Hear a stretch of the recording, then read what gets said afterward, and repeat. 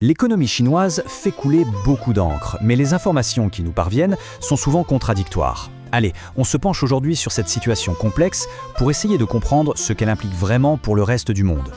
La grande question, c'est celle-ci. Comment une économie qui, d'un côté, semble faire face à de sérieuses difficultés, peut-elle de l'autre battre des records absolus d'excédent commercial? C'est ce paradoxe qu'on va tenter de démêler. Bon, pour y voir plus clair, la première chose à faire, c'est de s'arrêter sur ce fameux chiffre. De quoi parle-t-on au juste et que cache-t-il? Le chiffre il est colossal. On parle de 1000 milliards de dollars américains. C'est la toute première fois qu'un pays atteint un tel niveau. C'est tout simplement du jamais vu dans l'histoire économique. Mais voilà, le hic, c'est que ce chiffre, aussi impressionnant soit-il, pourrait bien cacher une autre réalité. Plusieurs analyses suggèrent qu'il serait en quelque sorte artificiellement gonflé. Et c'est là que ça devient vraiment intéressant. Alors comment est-ce qu'on arrive à un chiffre pareil? Pour le comprendre, il faut se pencher sur deux choses, la valeur de la monnaie chinoise et les politiques économiques qui sont menées. Le premier élément, et il est crucial, c'est la monnaie, le renminbi. Il y a une énorme différence entre son taux de change officiel sur les marchés et ce que cette monnaie permet vraiment d'acheter en Chine. C'est ce qu'on appelle la parité de pouvoir d'achat.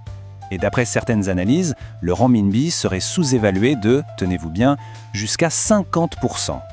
Et concrètement, qu'est-ce que ça change? Eh bien, ça change tout. Selon des calculs basés sur des données du FMI, cette sous-évaluation gonfle l'excédent de 25 à 35%. Donc si on ajuste, on ne parle plus de 1000 milliards, mais plutôt de 700 milliards de dollars. Ce qui reste énorme, mais c'est quand même bien différent. Cette tactique, garder sa monnaie volontairement basse pour vendre plus à l'étranger, porte un nom assez parlant. Certains analystes appellent ça une politique du « chacun pour soi ».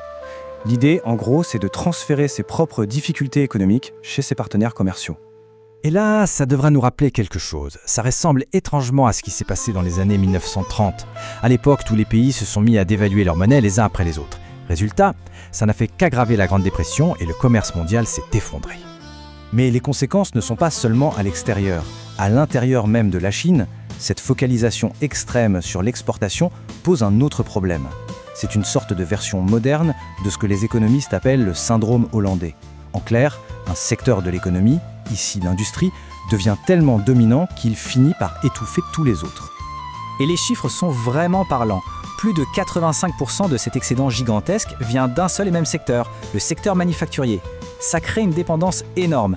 Et ça a un effet direct, ça tire les salaires vers le bas et ça empêche la consommation intérieure de décoller. Ce qui est vraiment intéressant, c'est que l'histoire nous offre deux modèles. Il y a le modèle américain d'après la Première Guerre mondiale, qui a mené tout droit à la crise de 29, et il y a le modèle d'après la Seconde Guerre mondiale, qui lui a permis de reconstruire et de créer une prospérité durable. Et pour l'instant, la trajectoire chinoise semble dangereusement ressembler à la première. Évidemment, cette puissance économique a des répercussions bien au-delà de l'économie. Elle finance une modernisation militaire à marche forcée. Et ça vient complètement rebattre les cartes de l'équilibre géopolitique mondial. D'ailleurs, des informations assez troublantes ont fuité. Des simulations de guerre menées par le Pentagone pour un conflit potentiel dans le détroit de Taïwan auraient abouti à des conclusions, disons, préoccupantes. Un rapport parle même d'un échec catastrophique pour les forces américaines.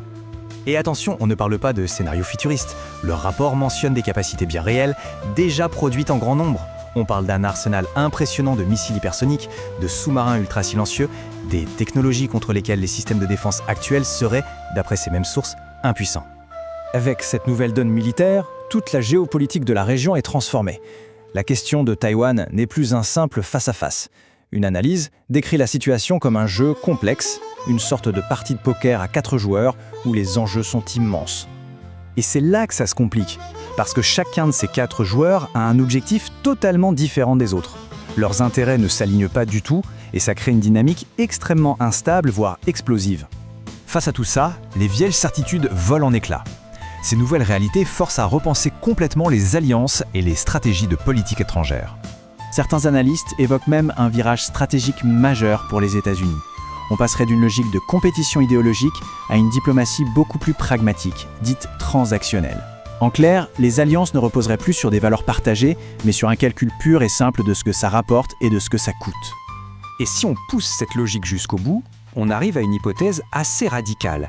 Dans ce nouveau monde, certains pensent qu'un grand accord entre Washington et Pékin pourrait se faire, quitte à sacrifier les intérêts d'un allié historique. Ce qui nous laisse avec une question vertigineuse. Avec tous ces changements économiques et militaires, est-ce que les règles du jeu mondial ne sont pas tout simplement en train d'être réécrites, là, juste sous nos yeux ?